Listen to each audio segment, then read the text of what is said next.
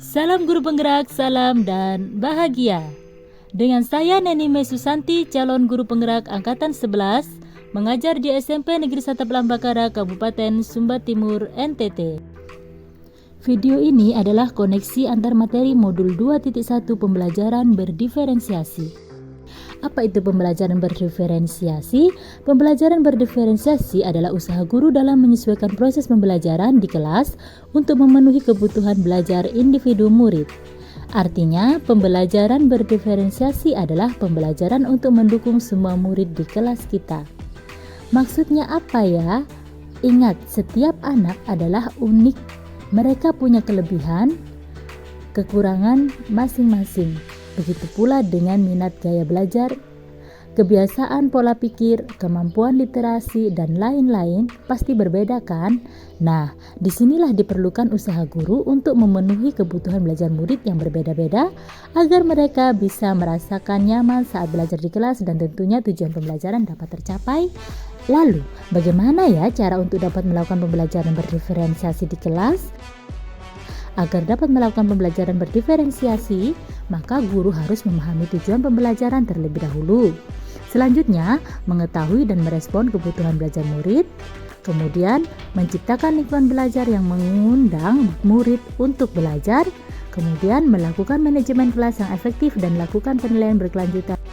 Berkaitan dengan kebutuhan belajar murid, guru harus memahami 3 aspek berikut, yaitu kesiapan belajar murid atau readiness, kemudian minat murid, dan profil belajar murid.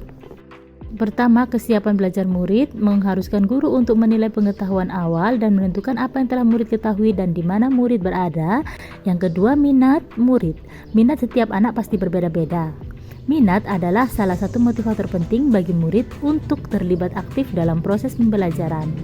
Dan yang ketiga, profil belajar murid. Profil belajar murid berkaitan dengan lingkungan, budaya, gaya belajar, dan kecerdasan majemuk yang berbeda antara satu anak dengan yang lainnya. Kebutuhan belajar murid dapat diidentifikasi berdasarkan cara-cara berikut ini. Yang pertama, mengamati perilaku murid-murid, mengidentifikasi pengetahuan awal, mereview dan melakukan refleksi terhadap praktik pengajaran, berbicara dengan guru murid sebelumnya, membaca rapor murid di kelas sebelumnya, atau bisa juga menggunakan berbagai penilaian formatif dan diagnostik. Strategi untuk mendiferensiasi pembelajaran bisa dilakukan dengan 3 cara, yaitu diferensiasi konten, diferensiasi proses, dan diferensiasi produk. Guru dapat memilih salah satu atau kombinasi dari ketiganya. Diferensiasi konten berkaitan dengan apa yang kita ajarkan seperti materi konsep atau keterampilan yang perlu dipelajari berdasarkan kurikulum. Diferensiasi konten bisa dilakukan dengan membedakan pengorganisasian atau format penyampaiannya, bukan mengubah atau menurunkan standar kurikulum ya. Nah, diferensiasi proses berupa kegiatan yang memungkinkan murid berlatih dan memahami atau memaknai konten dengan cara membedakan proses yang harus dijalani oleh murid. Sedangkan diferensiasi produk berupa bukti yang menunjukkan apa yang murid telah pahami dengan cara membedakan atau memodifikasi produk sebagai hasil belajar murid, hasil latihan penerapan, dan pengembangan apa yang telah dipelajari.